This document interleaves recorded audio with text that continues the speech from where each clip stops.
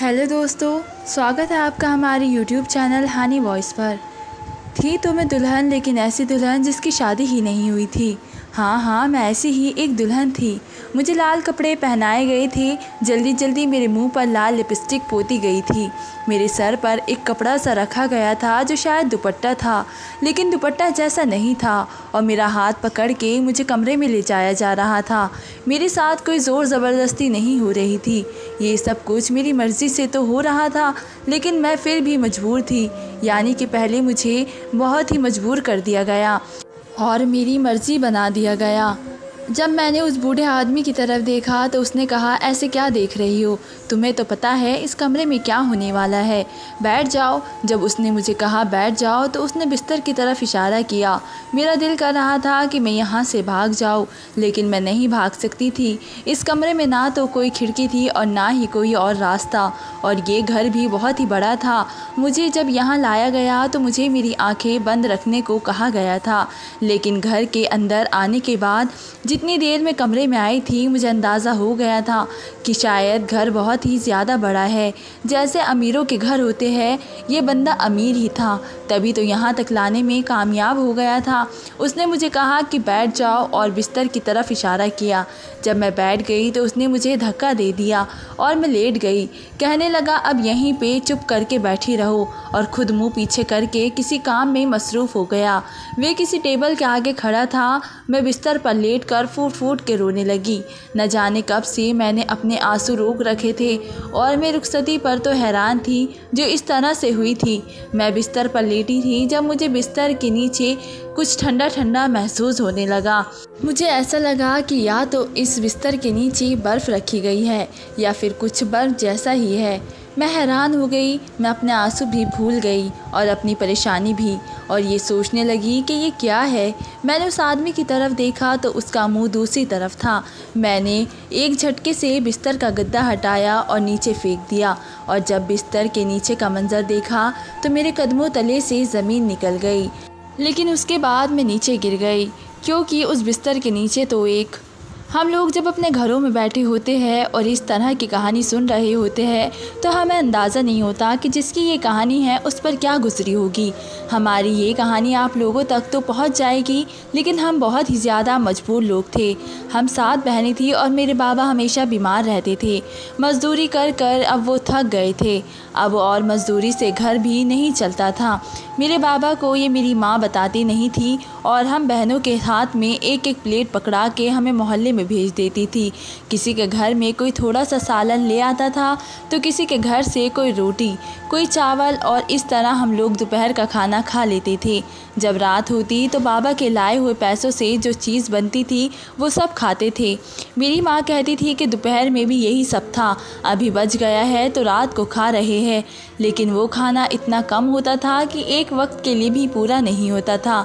हम लोग मांग तांग के खाते थे, लेकिन अब 10 घरों में जाते तो अब उसमें से 8 घर हमें भगा देते थे कि तुम लोगों का तो यही काम है, हम अपने लिए बनाते हैं या तुम लोगों के लिए।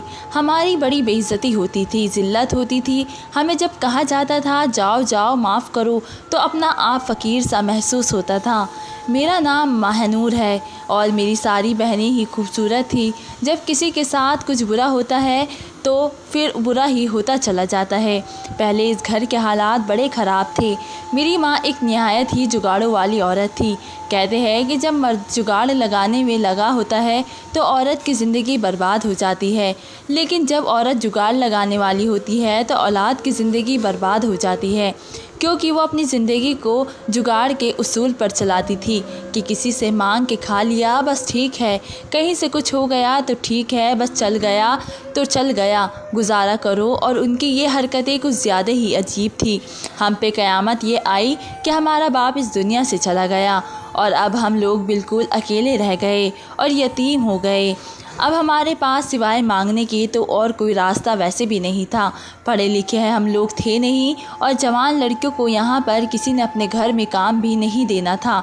यहाँ पे सारे गरीब ही रहते थे। अगर हम लोग किसी अमीर कॉलोनी में जाकर किसी के घर में बर्तन धोने का भी काम पकड़ लेते तो उसमें हमारा सरासर नुकसान था, क्योंकि यहाँ से ऐसी बड़ी बड़ी कॉलोनियाँ 3-4 घंटे दूर थी। कौन रोज़ आता और कौन जाता। और फिर वही हमारी माँ का जुगाड़पन हमारे अंदर भी आया था कि जब मांग के पूरा हो रहा है तो मेहनत करने की क्या ज़रूरत है। बिजली हम लोगों ने कटवा दी थी, गैस हमारी अब तक आ रही थी, पता नहीं वो कैसे आ रही थी, और घर में नलका लगा हुआ था, उसके पानी से हम लोग अपना गुजारा चलाते थे। नलका चला के हम लोगों के बाजू थक जाते थे। कुदरती हवा पे हमारे गुजारे हो रहे थे और सर्दी के मौसम का हम लोग इंतज़ार कर रहे थे। खाना पीना मांग के खा रहे थे, लेकिन किसी ने ये ना सोचा कि मकान मालिक को क्या जवाब देंगे, क्योंकि उसने तो किराया लेने के लिए आ जाना था। वही बात हुई कि जब 2 महीने का किराया नहीं गया तो वो हमारे घर आ गया। उसने कहा कि मैं तो अब यहाँ बैठा हूँ, किराया लेकर ही जाऊँगा। उसको इतनी हया भी नहीं आई कि इस घर में कोई मर्द नहीं है। वो हमारे घर के आंगन में आके बैठ गया। उसने कहा कि 2 महीने का किराया तो आपने पहले नहीं दिया हुआ था और आज भी 19 तारीख है। अब मैं नहीं आता तो क्या करता। आपको पता है कि आपके किराए से मेरा घर भी चलता है। मेरे पास भी कोई इतने पैसे नहीं हैं। एक घर है वो आप लोगों को किराए पे दिया हुआ है। ये बात तो थी कि उसने हमें ये घर बिना किसी एडवांस के दिया था, हमारे बाप की वजह से, क्योंकि वो हमारे बाप को जानता था। उसने जितनी शराफत हमारे साथ दिखानी थी वो दिखा चुका था। अब इससे ज़्यादा शराफत वो दिखा नहीं सकता था, लेकिन हमें ये नहीं पता था कि वो शराफत नहीं दिखाएगा तो बेहयाई पे उतर आएगा। वो कहता था कि मेरा ये एक ही घर है जो मैंने आप लोगों को दिया हुआ है, लेकिन इसके बारे में मशहूर था कि डर पड़ता है। इस आदमी के बहुत सारे कारोबार है, ये बड़ा अमीर आदमी है, लेकिन जो आदमी जितना अमीर होता है वो उतना ही कंजूस भी होता है, और इसके साथ भी यही मामला था। मेरी माँ ने कहा कि अगर हमारे पास कुछ है तो बेशक आप हमारा घर देख लो, अगर आपको कुछ मिलता है तो ले जाओ, हमारे पास तो कुछ भी नहीं है। मेरे पास तो सिवाय मेरी बेटियों की कुछ भी नहीं है। वो सोच में पड़ गया। वो देख रहा था कि बिजली भी कटी हुई है, मोटर भी लगता है काफ़ी अरसे से बंद है, घर में पतली सी दाल पक रही थी। उसने कहा कि हालात तो आप लोगों के वाकई बुरे हैं। हमें लगा कि हमारी बात समझ गया, पर आपने सही कहा कि बेटियों के अलावा आप लोगों के पास कुछ नहीं है। नहीं, 3 महीने का किराया मैं माफ़ करता हूँ जो आप लोगों ने नहीं दिया, लेकिन अगले महीने का किराया अगर आप लोगों ने नहीं दिया तो फिर आपको अपनी एक बेटी मुझे देनी होगी। मैं उसे अपने साथ ले जाऊँगा, एक रात उसे मेरे साथ गुजारनी होगी और इस तरह आप लोगों का किराया माफ़ हो जाएगा। मेरी माँ हैरान रह गई। मेरी माँ के मुंह में ना कोई बात आई और ना ही गई। हमें समझ नहीं आया कि हम क्या बोले। वो हमारे घर में बैठा था और असल में ये उसका घर था। हम उससे लड़ाई झगड़ा तो नहीं कर सकते थे। जैसे ही वो गया तो मेरी माँ ने एक झटका सा लिया और कहने लगी कि ये आदमी क्या कहकर चला गया। पहले तो मेरी माँ ने ऐसा रद्द अमल दिया कि उसने अच्छा नहीं किया और उससे ऐसा नहीं कहना चाहिए था, लेकिन जब महीना सर पे आ गया तो कहने लगी कि एक रात की तो बात है, चली जाओगी तो क्या हो जाएगा। हम सब हैरान रह गए। मेरी बड़ी बहन को भेजने की बात हो रही थी, उसका नाम माही था। उसने कहा मैं नहीं जाऊँगी। आप कैसी बातें कर रही है माँ। माँ कहने लगी कि अगर तू एक रात के लिए वहाँ नहीं गई तो हम सब जाएंगे, क्योंकि जब इस घर में नहीं रहेंगे और सड़क पे हमें रात गुजारनी पड़ेगी तो फिर हमारे साथ क्या होगा। बस तू चली जा। मेरी माँ ने इतना कहा और वहाँ से चली गई। हम सारी बहनें आपस में बहस करने लगी कि ये क्या बात हुई, अम्मी ने कैसी बातें कर दी, क्या होगा, क्या करेंगे। लेकिन वही बात हुई कि वक्त आ गया और हमें माही को भेजना ही पड़ा, क्योंकि हमारे पास और कोई रास्ता नहीं था। उसने एक रात का कहा था, लेकिन वो 1 हफ्ते के बाद आई। जब हमने उसको देखा तो वो बिल्कुल नॉर्मल थी। हमने उससे पूछा कि तू ठीक है और तेरे साथ क्या हुआ है, तो कहने लगी कि जो भी हुआ है मैं बताना नहीं चाहती हूँ। उस आदमी ने मुझे मना किया है। उसकी हालत अच्छी लग रही थी। 1 हफ्ते में ही उसकी सेहत कुछ बेहतर लग रही थी, लगता था उसे वहाँ पे अच्छा खाना मिलता रहा था। उसने मेरी माँ के हाथ में 10,000 रुपये भी रखे और कहा कि ये भी उसी ने दिए हैं। मेरी माँ ने कुछ नहीं बोली और फिर ऐसे नॉर्मल हो गई जैसे कुछ हुआ ही नहीं। इस 10,000 रुपयों से हमारा महीना तो गुजर गया, लेकिन महीना गुजरने में देर कहाँ लगती है। इसी तरह अगला महीना आ गया। मेरी जो माही से छोटी वाली बहन थी, जो मुझसे तो खैर बड़ी ही थी, वो बहुत ही ज़्यादा गुस्से वाली थी। उसने कहा कि मैं तो कभी नहीं जाऊँगी जब तक मुझे ये माही नहीं बताती कि वहाँ पे हुआ क्या है। और माही अपनी ज़ुबान नहीं खोल रही थी। वो कह रही थी कि मैं नहीं बता सकती। अगर उसको पता चल गया कि मैंने ये राज बाहर निकाला है तो वो हमें इस घर से ही निकाल देगा और इस तरह से भी काम नहीं चलेगा। मेरी गुस्से वाली बहन बार बार कह रही थी कि जब तक तू मुझे बताएगी नहीं, मैं नहीं जाऊँगी, चाहे तुम लोग सड़क पे आ जाओ। लेकिन फिर वही बात की, औलाद से अपनी बात मनवानी हो तो उसको हमेशा इमोशनल ब्लैकमेल कर लो, जिसमें मेरी माँ वैसे ही माहिर थी। उसने अपने आप को पीटना शुरू कर दिया और बहाने डालने शुरू कर दिए कि अब क्या करे, कहाँ जाएंगे। वह इन सब को लेके तेरे बाप को बेटे की ख्वाहिश थी, बेटे की ख्वाहिश में बेटियाँ पैदा करता चला गया, फिर खुद इस दुनिया से चला गया। अब ये भी हमारी मदद करने को तैयार नहीं है। अरे जब बड़ी बहन ने कुर्बानी दे दी तो तू क्या नहीं दे सकती? तू भी कुर्बानी दे और हम इससे सबसे बचे। और वहीं बात हुई कि मेरी वो बहन भी मान गई, वो भी चली गई। जब इस तरह का मामला होता था तो वो बहन को लेने के लिए गाड़ी भेजा करता था और उसी गाड़ी में वापस भी भेज देता था, लेकिन कहता था कि एक रात और फिर एक हफ्ते के बाद ये वाली बहन 5 दिन के बाद वापस आई गई। और जब ये वापस आई तो इसका भी मुंह बंद था, उसने भी कुछ नहीं बताया। और इस तरह ये सब लोग अपने मुंह को बंद किए हुए थे कि उनको कोई फ़र्क नहीं था, बिल्कुल चुपचाप थी और कुछ नहीं बोल रही थी। उन दोनों की शक्ल इतनी ज़्यादा खूबसूरत नहीं थी, लेकिन मेरी तो तीसरी वाली बहन थी, वो बहुत ही ज़्यादा खूबसूरत थी और वो बहुत ही ज़्यादा डरी हुई थी। वो कह रही थी कि महीना ख़त्म होने से पहले ही कुछ ऐसा हो कि पूरा मोहल्ला ही ख़त्म हो जाए। मैंने उससे कहा कि तौबा करो, अपनी मजबूरी और मुसीबत के पीछे बाकियों के लोगों की अज़ाब क्यों मांग रही हो। मैंने एक दिन अपनी माँ से कहा कि ये जो इस घर में तमाशा लगा रखा है, अगर बाबा ज़िंदा होते तो तब ये सब कुछ हो रहा होता, तो आपको क्या लगता है? बाबा को ऐसा लगता था। वो कहती थी कि जाहिर है बुरा ही लगता है, और क्या लगता, तो क्यों ऐसी बातें कर रही है। मैंने कहा तो फिर वो अभी भी तो हमें देख रहे हैं ना, हो सकता है वो कहीं से हमें देख रहे हैं। उनके दिल पर क्या गुजर रही होगी, आप उनकी रूह को क्यों तकलीफ़ पहुंचा रही है। उस आदमी से कहिए कि हम यहाँ से चले जाते हैं और हम कहीं भी चले जाएंगे, औरतों के किसी सेंटर में चले जाएंगे, वहाँ जाके रह लेंगे। वो कहने लगी कि तुझे पता है आजकल औरतों के सेंटर में क्या होता है? अरे अपना घर अपना होता है। मैंने कहा कि अपना घर नहीं है, किराए का घर है, और किराए के पीछे हम लोगों को बहुत ही बड़ी कुर्बानी देनी पड़ रही है। मेरी माँ ने कहा कि नहीं, बस जो चल रहा है चलने दो। मुझे गुस्सा आ गया। मैं अपनी माँ से बदतमीज़ी नहीं करना चाहती थी, मैं कोई बदतमीज़ लड़की नहीं थी और मेरी माँ ने मेरी ऐसी तरबियत भी नहीं की थी। पर मैंने कहा कि अच्छा ठीक है, जो चल रहा है उसको चलने दे। अब इसके बाद जो सिला की बारी है वो कितना डरी हुई है ये तो आपको पता है, और उसके बाद मेरी बारी है। लेकिन आप मुझे एक बात तो बताओ कि आपकी सिर्फ 7 ही बेटियां हैं, 7 महीने तो गुजर जाएगी, लेकिन आप उसके बाद क्या करेगी? खुद जाएगी?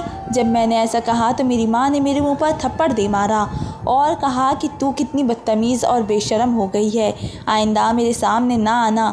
दिल तो करता है कि सिला की जगह तुझे भेज दूँ, लेकिन वो तेरे से ज़्यादा खूबसूरत है। निकल जा यहाँ से और अपनी शक्ल न दिखाना मुझे। मैं कमरे में आ गई और मैं रोना शुरू कर दिया। सिला को पता था कि मैं उसके लिए ही जंग लड़ने गई थी। कहने लगी कि छोड़ो ना, जो होना है हो जाएगा, क्या कर सकते हैं। मैंने माही और अपनी दूसरी बहन की तरफ देखा और मैंने कहा कि असल में ये दोनों हमारे दुश्मन हैं, जो हमें ये बताने को तैयार नहीं है कि वहाँ पर क्या होगा। वो भी गुस्सा हो गई। उन्होंने कहा कि तू बता देगे तो क्या नहीं होगा, क्यों तू किसी ड्रामा की जासूसी औरत की तरह बस से जानना चाहती है कि ये होगा क्या होगा। इस बात पे तेरा ज़रा सा भी ध्यान क्यों नहीं जा रहा कि चाहे तुम लोगों को पता हो या ना पता हो, जो होना है वही होना है। वो आदमी ज़रूरत से ज़्यादा चालाक है। माई के मुंह से ये बात निकली तो दूसरी बहन ने उसके हाथ के ऊपर हाथ रखा कि और कुछ ना बोलना। इसका मतलब कि ये दोनों भी आपस में मिल गई थी। खैर 3 दिन के बाद सिला भी चली गई और जब वो वापस आई तो उसकी हालत पहली 2 बहनों जैसी नहीं थी। वो बहुत ही ज़्यादा रो रही थी और बहुत ही ज़्यादा डरी हुई थी और उसके चेहरे के ऊपर एक ज़ख़म भी लगा हुआ था।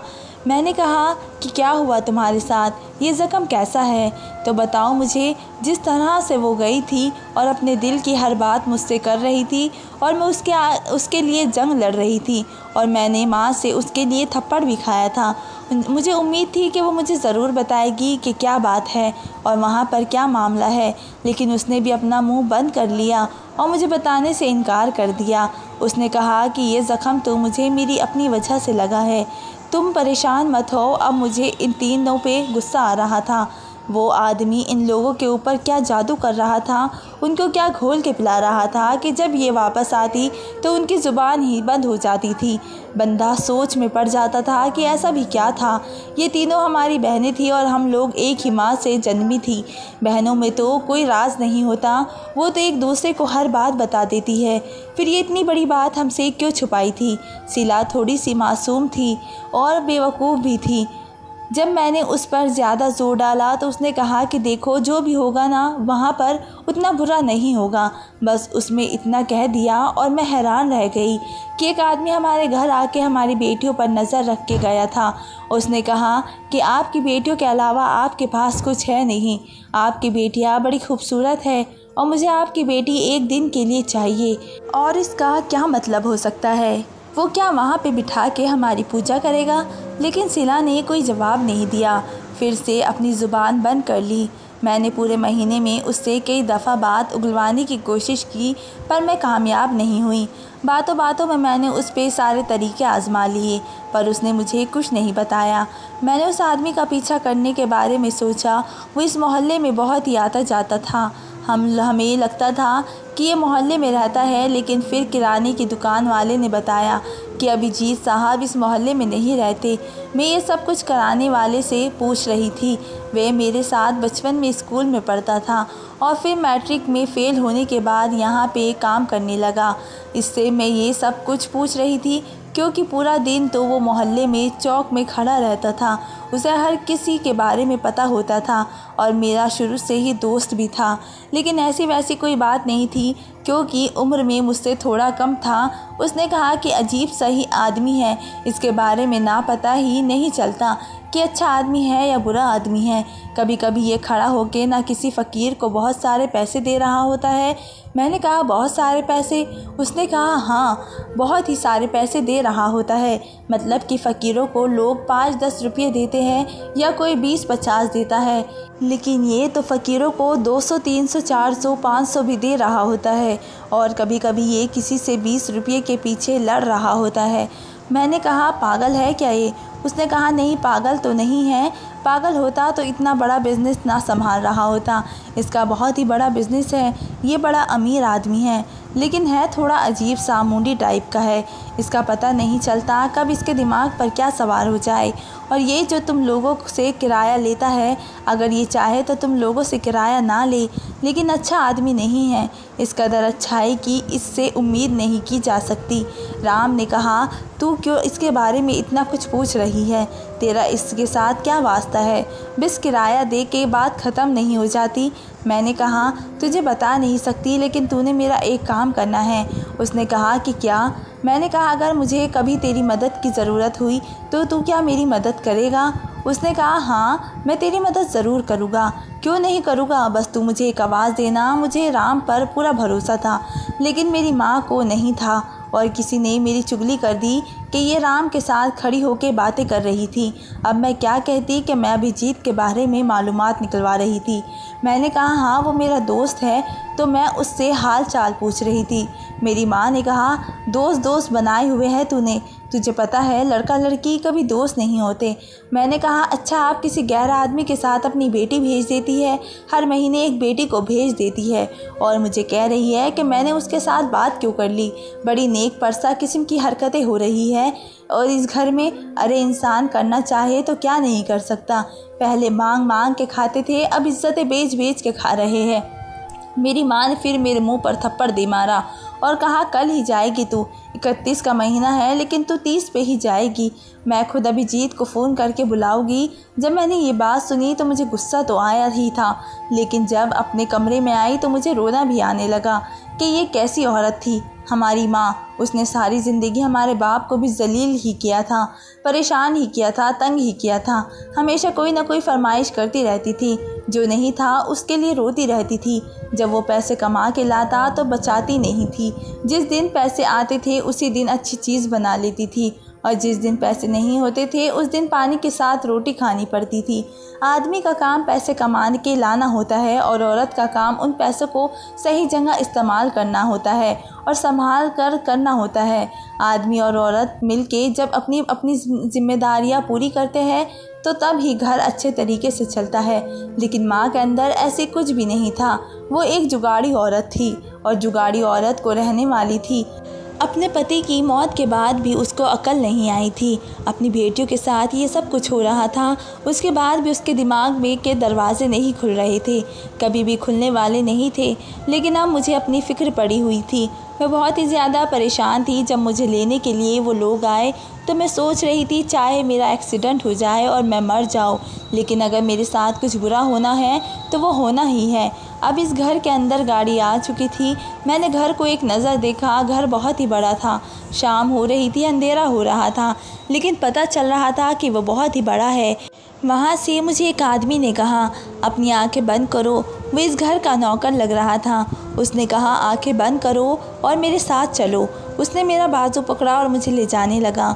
मुझे अपने पैरों के नीचे फर्श महसूस हो रहा था और फिर कालीन महसूस हुई।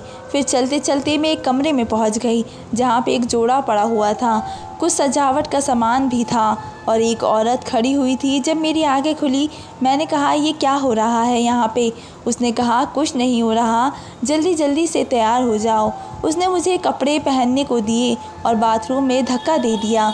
मैंने बाथरूम से भागने की कोशिश की, लेकिन बाथरूम में ना तो कोई खिड़की थी और ना ही कोई इतना बड़ा रोशनदान जहाँ से मैं निकल जाती।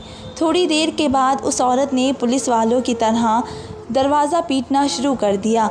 जल्दी करो, क्या कर रही हो? अभी तक तो तुम्हें तैयार हो जाना चाहिए था। ऐसी भी कौन सी तैयारी कर रही हो जो अभी तक तैयार नहीं हुई हो? मैं कपड़े पहन के बाहर निकली। कपड़े उतने शानदार नहीं थे, बस लाल रंग के थे और मैं बस लाल रंग के कपड़ों में ऐसी लग रही थी जैसे कोई हल्की सी तकरीब की दुल्हन हो। उसके बाद उसने मेरे चेहरे को पकड़ा और अजीब से अंदाज में मेकअप करना शुरू कर दिया। उसने मेरे होठों पे लाल लिपस्टिक लगा दी और आँखों में काजल डाल दिया। मेरे सर पे एक अजीब सा दुपट्टा करा के बोली, चलो। मैं हैरान रह गई। मैंने कहा तुम कौन हो? क्या होने वाला है मेरे साथ? मुझे दुल्हन क्यों बना रहे हो? ये सब क्या है? वो कहने लगी मुझे बताने का हुक्म नहीं है, मुझे सिर्फ काम कराने का कहा गया है। मैं अपना काम करवाऊंगी, मुझे भी यहाँ से जाना है, मुझे भी बहुत काम है। तुम भी अपना काम करो और फिर देखो तुम्हारे साथ क्या होता है, वो तुम्हारा मामला है। अभिजीत साहब ने कहा था जो भी करना है जल्दी जल्दी करना है, सिर्फ 2 घंटे का वक्त है। मैं हैरान हो गई। मैंने कहा 2 घंटे का वक्त? लेकिन मेरी बहनें तो 5 दिन बाद वापस आया करती थी। ये लोग मुझे 2 घंटे के बाद वापस भेज देंगे, लेकिन फिर 2 घंटे में यहाँ क्या होगा? ऐसा कौन सा काम था जो 2 घंटे का था? थोड़ी देर के बाद उस औरत को किसी का फ़ोन आया। उसने कहा हाँ तैयार है। यार तो तैयार तो मैंने कर दिया। अच्छी लग रही है, लड़की खूबसूरत है, बस थोड़ा सा तैयार किया लेकिन अच्छी लग रही है। अब ज़्यादा तैयार तो नहीं कर सकती थी ना, आपने ही तो कहा था कि जल्दी जल्दी करना है। हाँ बस ठीक है। अच्छा चलो ठीक है, 10 मिनट। हाँ ठीक है। वो किसी से बात कर रही थी और मैं सिर्फ एक तरफा कॉल ही सुन रही थी, मतलब सिर्फ उसकी आवाज़ ही सुन सकती थी। उसने मुझे कहा 10 मिनट में आ रहे हैं। मैं साइड पे बैठ गई और मैंने उससे कहा मुझे पानी पिला दो। तो वो कहने लगी कि चालाकी कर रही हो मेरे साथ। मुझे कहा गया था कि तुम्हारी कोई बात न मानूं, अगर तुम पानी मांगो तो तुम्हें पानी भी नहीं दूं। ये जो तुमने बाथरूम में ज़्यादा टाइम लगाया है ना, ये भी तुम नहीं लगा सकती थी, लेकिन मुझे पता है कि चलो बाथरूम से निकल के कहाँ ही जाओगी। मैंने कहा, इतना तो बता सकती हो ना कि तुम यहाँ पे क्या करती हो? तो कहने लगी, काम वाली हूँ, काम करती हूँ, यहाँ पे खाना वगैरह बनाती हूँ, बड़ी पुरानी वफ़ादार हूँ अभिजीत साहब की। बस अभी हम ये बातें कर ही रहे थे कि दरवाज़े पे दस्तक हुई। मैं बुरी तरह डर गई कि पता नहीं कौन है यहाँ पे, कोई आएगा या मुझे कहीं ले जाएगा, क्योंकि इस कमरे में तो बैठने के लिए सिर्फ़ एक सोफ़ा ही पड़ा हुआ था। देखा तो अभिजीत साहब थे, उनके हाथ में एक फ़ाइल थी। उन्होंने कहा, इस पे दस्तखत करो, पढ़ी लिखी तो हो ना, या अंगूठा लगाओगी? मैंने कहा, ये क्या है? उन्होंने कहा, ये तुम्हारी तरफ से इजाज़तनामा है कि इस घर में तुम्हारे साथ जो भी हो उसकी तुम हमें इजाज़त देती हो। मैंने कहा, मैं किसी ऐसे कागज़ पे दस्तखत नहीं करूँगी। उन्होंने कहा, हमने तुम्हारी बहनों से भी करवाए थे, उन्होंने तो कर दिए। जब मेरे पास फ़ाइल आई मैंने उसे पढ़ने की कोशिश की, लेकिन उसमें उन्होंने इस पे हाथ रखा हुआ था। मैं पढ़ नहीं पा रही थी कि क्या है, मतलब कोई भी कॉन्ट्रैक्ट हो उसके मुख्य हेडिंग पर उस ऊपर होती है, और वहीं पर उन्होंने हाथ रखा हुआ था। उन्होंने गुस्से से कहा, जल्दी दस्तखत करो। डर के मारे मैंने दस्तखत कर दिए। फिर उन्होंने उस औरत से कहा, ये कैसे तैयार किया है उसको? उसने कहा, जी इतना ही हो सका है।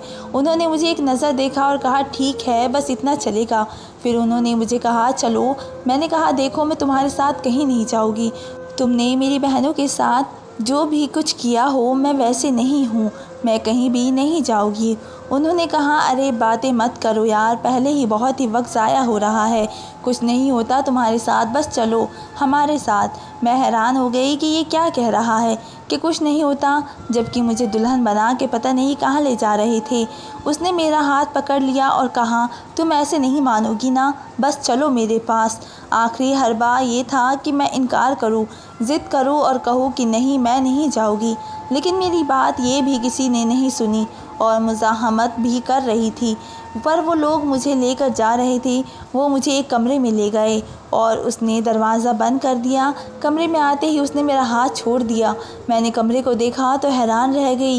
ये कमरा किसी का बेडरूम लग रहा था और बहुत ही खूबसूरती से सजाया गया था, लेकिन साफ़ सुथरा बिल्कुल भी नहीं था। यहाँ के मामलात बहुत ही ख़राब लग रहे थे। ऐसा लग रहा था कि इस कमरे में 4-5 बच्चों को छोड़ दिया गया हो, जिन्होंने यहाँ उद्दम मचाया और अब वो यहाँ से चले गए हो। उसने कहा, बैठ जाओ, खड़ी क्यों हो? जब उसने बिस्तर की तरफ इशारा किया तो मैं डर गई। कमरे के अंदर एक क्लीन साइज़ का बेड पड़ा हुआ था, जो थोड़ा छोटे साइज़ का था। उसके ऊपर गद्दा भी बहुत ही पतला था और पतली सी चादर बिछाई गई थी। कमरे की दीवारें, पर्दे और सब कुछ बहुत ही अच्छा था, लेकिन बाकी सब चीज़ें अजीब सी थी। जैसे ही मैंने पहले बताया था, बिल्कुल भी सफाई नहीं थी। वो औरत कह रही थी कि मैं यहाँ की नौकरानी हूँ। पता नहीं ये क्या करती थी। घर तो ऐसा लग रहा था कि जैसे कभी किसी ने सफाई ही नहीं की। मैं बेड पे नहीं बैठी, वो साइड पे खड़ा हो गया और फ़ोन पे कुछ कर रहा था।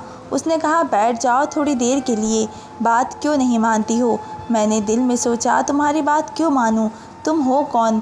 थोड़ी देर के बाद उसको न जाने क्या गुस्सा आया कि उसने मुझे बेड के ऊपर धक्का दे दिया।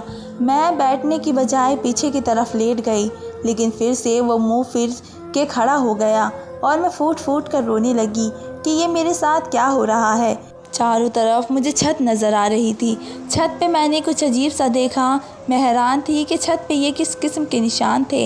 ऐसा कौन कर सकता था? छत के ऊपर बच्चों को जो पैंट होता है वो गिरा हुआ था, और ऐसे गिरा था कि जैसे किसी ने नीचे से उछाल के ऊपर फेंका हो। इतने बड़े कमरे में जहाँ महंगे काले पर्दे और फर्नीचर रखा हुआ था, कोई इस तरह की हरकतें क्यों करेगा कि दीवारों को गंदा करे? खैर, अभी मैं ये सोच ही रही थी कि मुझे मेरी कमर के नीचे कुछ ठंडा ठंडा सा महसूस हुआ। मैं हैरान थी कि ये सब क्या है। मेरी कमर के नीचे से मुझे ऐसा महसूस हो रहा था कि या तो मुझे बर्फ़ की स्लेब पर लिटा गया है और या फिर इस बिस्तर के नीचे बर्फ़ रखी गई है। अचानक से उठी, खड़ी हुई। मैं हड़बड़ा कर उठी, लेकिन अभिजीत की नज़र और ध्यान मेरी तरफ नहीं गया। मैंने इस बेड की चादर हटाई तो बेड भी गीला लग रहा था। फिर मैंने गद्दा भी हटा दिया। जैसे ही गद्दा हटाया तो मेरे मुँह से चीख निकल गई और मैं पीछे की तरफ जाकर खड़ी हो गई। अभिजीत ने भी इस तरफ देखा और वो भी मुझे बड़ी बड़ी आंखों से देखने लगा। जो इस बेड के नीचे बैठा था और उसके हाथ में एक बर्फ़ का टुकड़ा था। थोड़ी देर के बाद वो पागलों की तरह हंसने लगा और उसने कहा कि दुल्हन डर गई, दुल्हन डर गई। और मैं हैरान रह गई कि ये कौन है, ये क्या कर रहा है। अभिजीत ने कहा कि क्या ज़रूरत थी तुम्हें ये कपड़ा हटाने की। मैंने कहा ये नीचे ये कौन है। उसने कहा ये मेरा बेटा है और बैठो इधर ही। मैं हैरान रह गई कि इसका बेटा भी है, वो भी एक जवान बेटा, और ये यहाँ पे क्या कर रहा है। उसने नौकरों को आवाज़ देनी शुरू कर दी और कहा कि इसे यहाँ से बाहर ले जाओ। तो मैंने कहा नहीं, इसे यहाँ से बाहर नहीं भेजेंगे। आपको शर्म नहीं आती? हम लोग आपकी बेटियों की उम्र के हैं और आप हमारी मजबूरी का फ़ायदा उठा रहे हैं। मेरी तरफ हैरान होकर वो देखने लगा। मैंने कहा कि तभी आपका बेटा पागल है ना, क्योंकि आप लोगों के साथ इस तरह की हरकतें करते हैं, इसलिए आपके साथ मुकाफ़त आलम अमल होता है। आप एक बुरे इंसान हैं। उसकी आंखों में आंसू आ गए और मैं हैरान हुई कि उसकी आंखों में आंसू का क्या काम। ये तो बुरा इंसान ही था। बुरा नहीं होता तो ये 4 महीने से हम लोगों के सर पे एक मुसीबत की तरह सवार क्यों होता। और उसने मुझे ऐसी बात बताई कि मैं हैरान रह गई। जब मुझे मेरे घर वापस छोड़ दिया गया तो मेरी माँ ने कहा कि लो, ये तो 4 घंटे बाद ही वापस आ गई। मैंने कहा कि आप क्या चाहती थी कि मैं सारी ज़िंदगी वहाँ गुजार लूँ, तो ये भी हो जाएगा। कहने लगी कि क्या मतलब। मैंने कहा कि कुछ नहीं। अब मैं आके अपनी बाकी 3 बहनों के पास बैठ गई। उन्होंने कहा कि क्या करवाया गया है तुमसे। मैंने कहा कि अब तो मैं तुम लोगों को राज के बारे में अच्छी तरह जान गई हूँ। पहले ये बताओ कि तुमसे क्या करवाया गया था। मैंने माही से कहा कि पहले आप बताएं आपके साथ क्या करवाया। उसने कहा कि मुझे कहा गया था कि इस घर में काम करने वाला कोई नहीं है और ये घर काफ़ी अरसे से बंद पड़ा है, इसलिए इस पूरे घर को साफ़ करो। और मैंने पूरा हफ्ता लगा के इस पूरे घर को साफ़ किया था। उसने कहा कि मैं तुम्हारी माँ से बात कर लूँगा और तुम्हारा काम इस घर को साफ़ करना होगा। कसम से उन्होंने मुझसे इतना काम करवाया कि जितना मुझसे नहीं करवाना चाहिए था, यानी कि एक बंदे का काम नहीं था। पूरा हफ्ता लगा कि मैंने इस घर को साफ़ किया, लेकिन मुझे वहाँ पे बहुत ही अच्छा खाना मिला, रहने के लिए कमरा भी मिला। और अभिजीत को तो बस मैंने आते जाते ही देखा, ना तो कोई मेरे कमरे में आया और ना ही किसी ने मुझसे ऐसी वैसी बात की। लेकिन ये ज़रूर कहा कि ये तो बात किसी को भी पता नहीं चलनी चाहिए। फिर मैंने सीमा से कहा कि तुमसे क्या काम करवाया गया था, तो उसने कहा कि मुझसे भी इसी तरह के काम करवाए गए थे और मुझे कहा गया था कि किसी को कुछ भी बताने की ज़रूरत नहीं है, बिल्कुल भी नहीं बताना। मुझे कहा गया था कि इस घर में एक मरीज़ है, उसका ख्याल रखना है और वो ख्याल तुमने करना है। उसका कमरा भी साफ़ करवाया था मुझसे। दीवारों पे कलर लगे हुए थे, बहुत ही गंदा कमरा था। मैंने बड़ी मुश्किल से सारी दीवारें साफ़ की थी। मैं बहुत ही थक गई थी, इसलिए मुझे 5 दिन बाद वापस भेजा था। लेकिन जिस काम पे ले गए थे वो काम नहीं करवाया था। हम लोग हैरान भी थे और परेशान भी। उसने कहा कि किसी को कानो कान खबर नहीं होनी चाहिए। जब मैंने सिला को देखा तो उसने कहा कि इस घर में एक छोटी बच्ची थी, वो मेरे हवाले की थी और मुझसे कहा गया था कि मैंने ही उसकी देखभाल करनी है और हमेशा उसे संभालना है।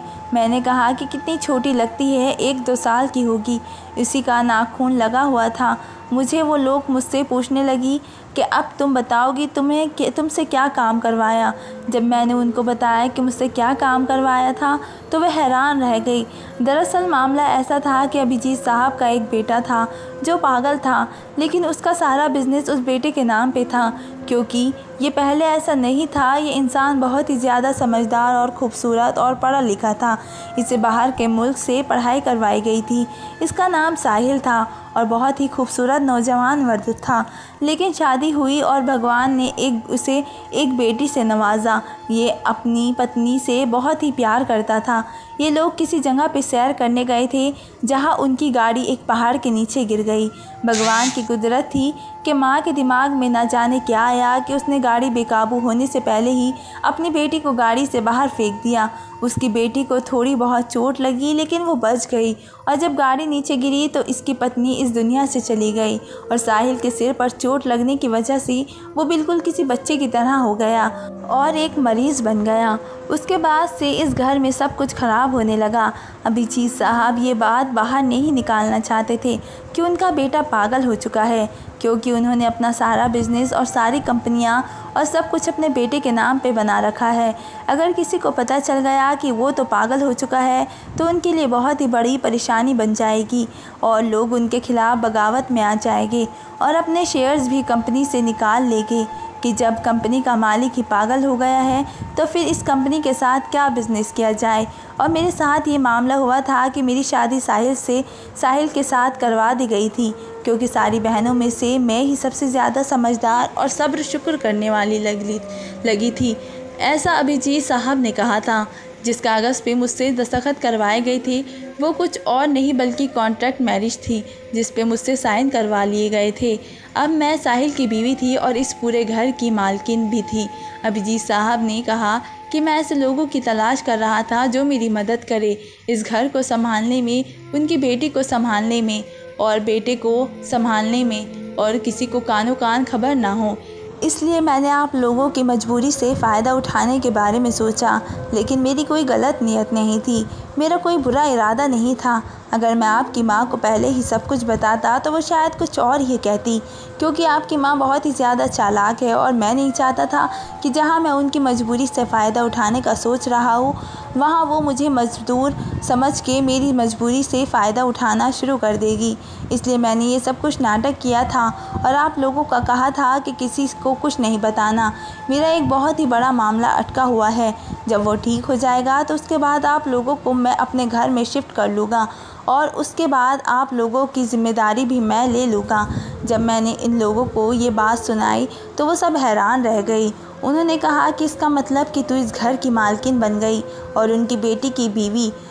और मैंने कहा कि हाँ, लेकिन वो अपने होश में नहीं है और डॉक्टर ने कहा है कि वो ठीक हो सकता है, उसका इलाज हो सकता है। बड़ी परेशानी थी हम लोगों के साथ। ऐसा मामला हुआ था कि हमें ऐसा लगा था कि हमारे ऊपर बहुत ही बड़ी मुसीबत टूटेगी और इसकी जगह हमारे ऊपर थोड़ी कम बड़ी मुसीबत टूट गई थी। तो हम लोग इसलिए नॉर्मल होके बैठ गए थे कि चलो खैर है, हम लोग इस घर में तो शिफ्ट हो गए। मेरी सबसे छोटी वाली 2 बहनों को कॉलेज में दाखिल करवा दिया गया, क्योंकि पैसे की कमी की वजह से उनकी पढ़ाई का खर्च हुआ था। बाकी हम सब ने तो FA ही किया हुआ था। शीला बच्ची का ख्याल रखती थी, वो बच्ची उसके साथ खुश रहती थी क्योंकि वो बच्ची उसे अपनी माँ समझने लगी थी। वो भी बहुत ही ज़्यादा खूबसूरत थी, खाना वगैरह बनाती थी और मैं अपने पति साहिल को संभालती थी। वो मुझे अपनी पत्नी का नाम लेकर बुलाता था, लेकिन मुझे फ़र्क नहीं पड़ता था। मैं उसके डॉक्टर से भी मिली, उन्होंने भी मेरे साथ एक लंबी मुलाकात की और मुझे बताया कि इसे किस तरह से हैंडल करना है, इसे किस तरह से ठीक करना है, जैसे ये नॉर्मल होगा कैसे सब कुछ ठीक होगा। उन्होंने बहुत ही उम्मीद दिलाई थी। अभी इस बात को 1 साल हो गया, हम लोग यहीं पे रह रहे हैं और मेरी बड़ी वाली बहन का रिश्ता भी अभिजीत साहब ने करवा दिया है। वो कहते हैं कि सारी ज़िंदगी तो इसे यहाँ पे नहीं रख सकते हैं। बाकी आप लोग इतने सारे हो कि 1-2 की शादी हो गई तो बाकी मिलकर भी इस घर को संभाल सकती है। तो यूं ही अभिजीत साहब को इतना बुरा समझ रहे थे। बेशक अपनी मजबूरी के तहत ही, लेकिन उन्होंने हमारे लिए इतना कुछ कर दिया और वो हमारे सिर का साया बन गए। मैं रहने के लिए अच्छी जगह मिल गई और खाना पीना मिल गया। हमारी शादियां भी करवा रहे थे, हमारी पढ़ाई भी करवा रहे थे। शायद इस सब से सबसे ज़्यादा नुकसान मेरा हुआ था, लेकिन वो नुकसान किसी भी वक्त फ़ायदा में बदल सकता था, क्योंकि डॉक्टर का कहना था कि साहिल किसी भी वक्त ठीक हो सकता है, लेकिन कब ये किसी को भी नहीं पता था। बस इसी उम्मीद पे मैं अपनी ज़िंदगी गुजार रही हूँ। माही की शादी हो गई और सीमा का भी रिश्ता पक्का हो गया। मेरी माँ को हमने समझाया था कि आपने फिर चालाकी कोई हरकत नहीं करनी और फ़िलहाल ठीक है, उनका रवैया भी ठीक है। दोस्तों, वीडियो कैसी लगी कमेंट करके ज़रूर बताएं। वीडियो को लाइक करिए और चैनल को सब्सक्राइब ज़रूर करिए। मिलते हैं एक ऐसी ही मोटिवेशनल कहानी के साथ, तब तक के लिए धन्यवाद।